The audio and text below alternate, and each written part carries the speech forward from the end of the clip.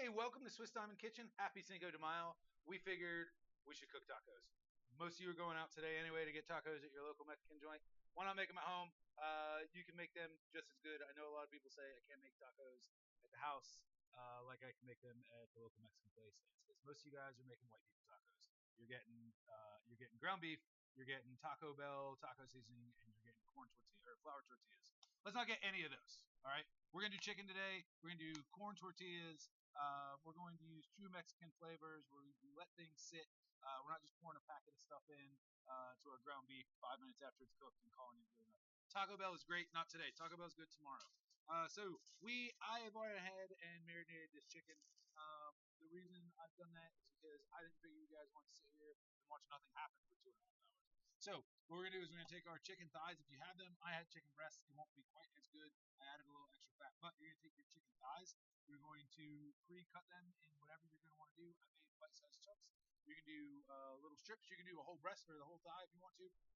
Cut it in half, slam it on a tortilla. That's also extremely good. But we are going to take 4 tablespoons of oil, 4 tablespoons like vegetable oil, 4 tablespoons of orange juice, 2 limes juiced. What else we got in here? We have a little bit of white vinegar. Here, actually, I'll just read you what I got. 4 tablespoons of orange juice, 2 tablespoons of vinegar, 4 tablespoons of olive oil, or no, vegetable oil, sorry, 2 limes, 3 cloves of garlic, half a tablespoon and a half of chili powder, 2 tablespoons or teaspoons of oregano, 2 tablespoons of paprika, 2 tablespoons of salt, quarter teaspoon of cinnamon, and freshly cracked black pepper. I usually do until kind of you see everything on top. We're good to go. All right, so what I've done is I've heated up a Swiss Diamond CHD nonstick grill pan. We're going to use this to grill our meats. It's going to taste like you grilled it outside. The problem is a lot of us can't go outside to grill, live in an apartment, don't have a grill, whatever it is, or much like here in Charlotte, it rains all May, so go outside and get wet. That's how it works. So we're not going to do that. We're going to grill inside. This pan is going to give us about everything we need. The other thing that you're going to want to do is not get flour tortillas. Go get corn tortillas. I promise you, they're way better. If you can find the Anchote olive oil for this, use it. If you can't, or not olive oil, sorry, I keep saying olive oil, vegetable oil. Use it. If you can't, regular vegetable oil works. This just has a little bit of spice in it. The red comes from paprika. It does put a little color in there as well. It really is going to bring together this whole dish. I'm going to do 2 things at once. No, I'm not, because this isn't near hot enough. So we're going to look back over here. But no, so what I'm going to end up doing over here is I'm just going to cook tortillas. I'm going to keep cooking as we talk, so if you see me doing that, that's what I'm doing. If any large flat surface is what you want, if you have a griddle, that works out really well. Swiss Diamond we sell a double burner nonstick griddle. Those are what I use at the house. I can do about 10 of these at one time. Flip them over, whatever, keep them going. My kids will eat 200 tacos a night if I let them. So we just got to keep that going. Anyway, that's all we're using this pan for. This is a Swiss Diamond premium Clad stainless steel pan. We don't talk about them enough. We should definitely do a video using our premium Clad. And you know what? I'll do that in a couple weeks. We got a couple planned, but after that, I'll do a couple of these using our stainless steel and showing them off. We'll put a link down below so you can see it. Anyway, so I've had this chicken kind of marinating. You want to make sure, obviously, you don't touch the chicken with your bare hands. I have a chicken tongs, and then I have not chicken tongs. That's my plan. So these will only touch raw chicken. Once they're cooked, we'll use those tongs. If you're uncomfortable getting this close to chicken, by all means, wear some gloves or do this first and then go wash your hands. Just make sure you keep your chicken or really any raw protein away from vegetables and all that so you don't get cross-contamination. We don't want anybody getting sick, especially on Cinco de Mayo, or not from the chicken. If you're going to do that, make that tequila that makes you sick. That's fine. So we're just going to crank this up kind of as hot as it'll go. We have ours down just a little bit. We've learned that our ventilation system isn't quite the best. But we're just going to throw in there. You don't want to crowd the chicken, but you can put kind of a lot on there. It's going to be all right, especially in the grill pan. So we're just going to go ahead. All going to fit in there. Perfect. It's even better for me. So we can take this, lock it, and move it down here and not see anything dirty again. All right, so while that cooks, it's not quite hot enough yet. We're getting there. I'm going to cut up a couple of vegetables that we're going to put into tacos or have as a side. We already made some salsa. make a ton of pico de gallo around here, so I made some earlier. I probably could have done it with you guys here. I just wanted to make this pretty quick. I know a lot of you watch this on your lunch break, so if you're looking for something to do tonight, this is a great thing. So the chicken, probably should have marinated that last night. You know what? Why don't you do Cinco de Mayo? It's not that. I'm joking. But you definitely can. So we're just going to take this, and we're going to cut our cabbage. So we cut one head in half and then quartered it. And then we're just going to come down and cut thin slices. These are going to go into taco. It gives you something a little crunchy. It gives it a little acidity. Excuse me. And really sets a taco off. If you don't want to cut your own cabbage or don't know what you're going to do with the other half of cabbage, which is, sometimes a problem. Another trick here is to go get a bag of the coleslaw mix. It usually comes with like that coleslaw dressing. You can throw that away. It's usually pretty garbage. But the cabbage in there is already chopped up, and usually that is purple cabbage, white cabbage, or yellow, whatever, and carrots, all which will work really good as you're topping here. But just purple is what we're going with. I'm gonna dab just a little bit of this in here. You don't need a whole lot. You're looking for it just to be. You're looking for this to be hot enough to where it starts to glaze over. I don't know if you can see it, but it kind of turns into a film. Well, that's exactly what you want. We're gonna just throw some taco shells in there. Now, I recommend double taco shelling. You'll see why in a little while. But so I usually take two, throw them on there. That's what you want. You want to make sure that it's starting to sizzle a little bit, so they don't overly stick in here. You need more oil in a stainless steel pan than you would in a nonstick, just to make sure nothing sticks. Boom, boom, boom. And you're just going to let those go. You don't have to worry about them. They're just going to cook over time. Basically, you're looking to get them crisp on one side. Once it happens, you'll flip them. Crisp on the other. Boom, you have taco shells. And then we'll continue to fill with all this stuff. All right, so the chicken you can see on the Swiss Diamond here, it's not quite ready. But you're going to be able to see, we'll come back to that. You're going to be able to see that you can brown on Swiss Diamond like you can on stainless. It takes about the same amount of time, but you're able to do that because of the nonstick coating. The nonstick coating has diamonds in it. So I talk a lot about the pan, how it's a cast aluminum pan and it handles heat very well. It conducts heat. It holds heat very, very well. What I don't necessarily always harp on is our coating, and I should because that's really what we're here for. Anybody can make a pan. The coating's a proprietary coating, but it's got diamonds in it, and that does a couple of things. One, it holds heat as well. Diamonds are naturally non-stick. Naturally, diamonds are good heat conductors. So what it does is it creates a better non-stick base for us, and it allows things to release. But where a lot of people use fillers that are not very good at heat conducting, we do, which makes it able for us to bring a pan to you that you're going to be able to brown chicken and beef and whatever to be able to sear it like you do in a stainless pan.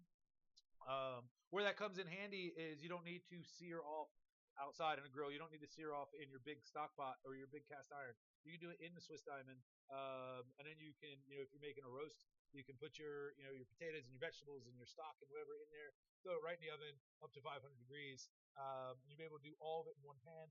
Less to clean. It's a non-stick pan that works really well. So not only less to clean, but a lot easier to clean at the end of the day.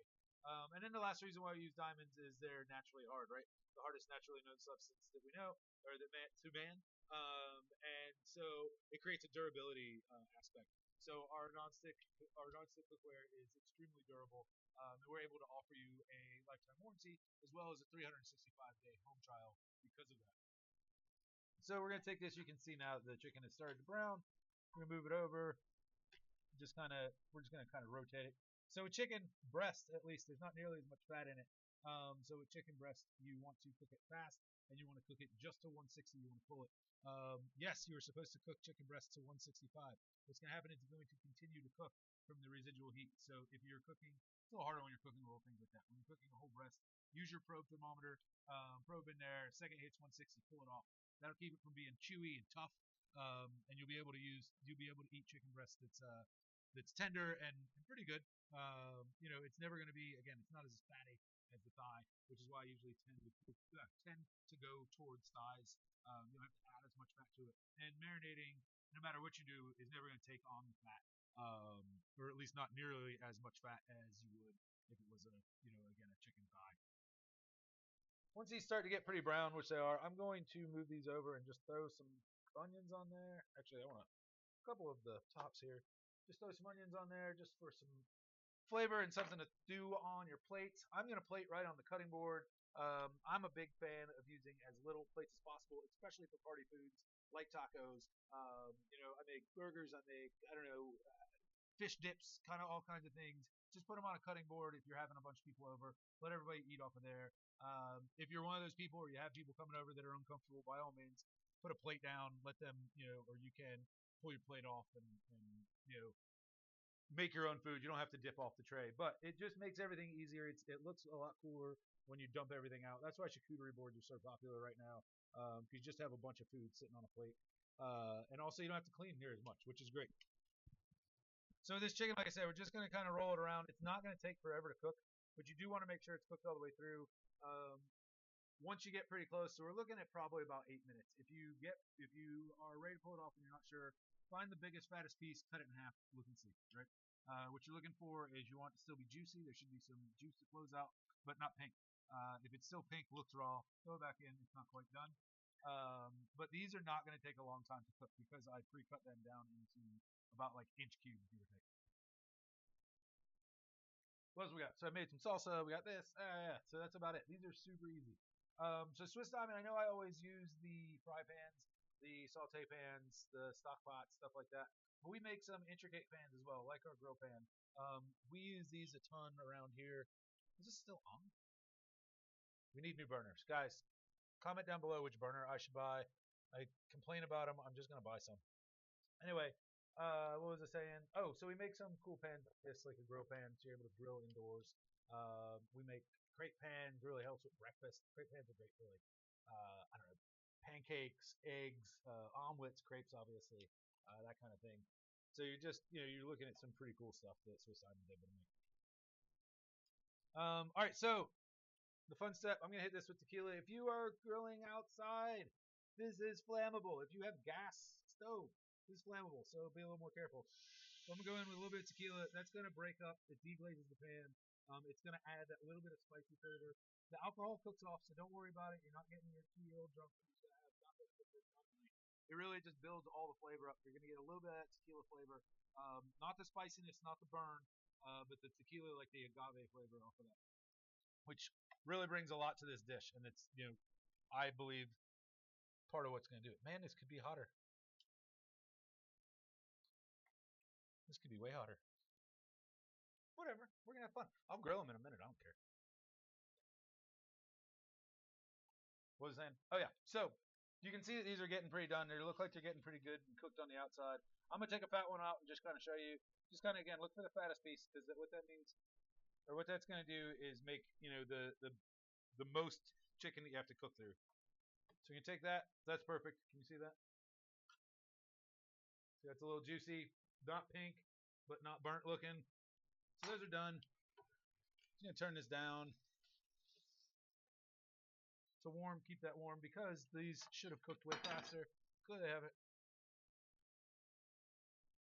We are getting there. Okay, so with tacos, I'm gonna put more in because there's a lot of people here that want to eat.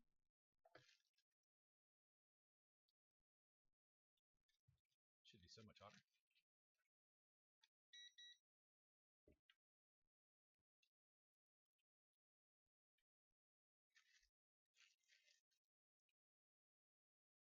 So anyway, what we're going to do now is we're going to start plating them. In a perfect world, all of these would be done, but you know what? The world's not perfect. It doesn't matter. We're going to take a couple of pieces of chicken, put them right in the middle like that. Again, these tacos don't need to be overflowing with stuff. I know that it sounds fun when they are, but they definitely don't need to be like all over the place. You can always make more. Tortillas are pretty cheap. You want the flavors to stand out. When you overflow them with any one of the ingredients, it's really all you're going to taste. So this way you don't have to worry about that being a problem. So I made this pico earlier, and this is just tomatoes, onions, peppers, jalapeno, lime juice, salt, pepper. I didn't taste it. I guess I should taste it. Make sure. I don't even know if I put salt and pepper in it. See, good thing I tasted it. Now it's got salt and pepper.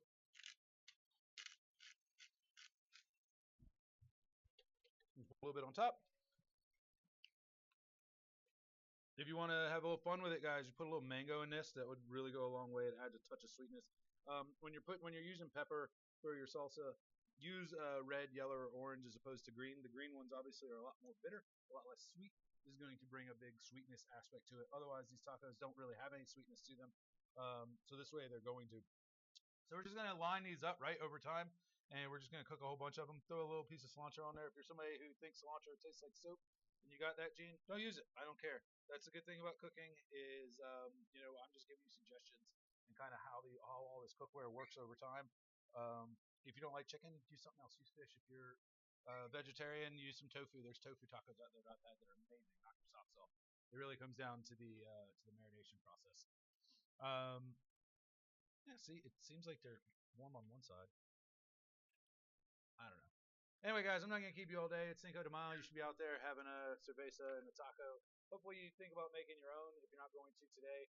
These are really going to blow your socks off. These taste really good. They taste like the chicken tacos you can get down at the Mexican joint, especially the ones they should be serving today since they're going to be the busiest they've been all year. So thank you guys for coming. If you have any questions, like always, comment down below. Swiss Simon's always here to answer questions, help with cooking. We have a ton of recipes on our site. All of wherever depends on one of these two sides. All the cookware we've used today, all the knives and the cutting boards and the cookware and everything are over there. If you have any questions, let me know. Again, thanks a ton for stopping by, and we'll see you soon. Have a great afternoon. Happy Cinco de Mayo.